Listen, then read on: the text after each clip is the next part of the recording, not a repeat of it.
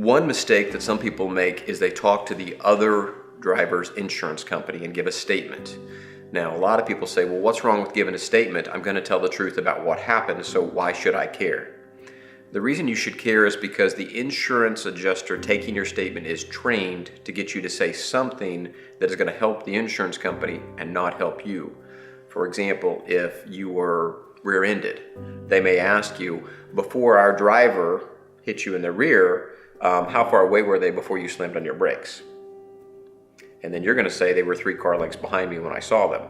And you're not going to pick up on the fact that they're getting you to almost admit that you slammed on your brakes. And so I'm not saying that every insurance adjuster is going to try and trick you into admitting something that's not true, but some of them will. Be very, very careful about giving statements.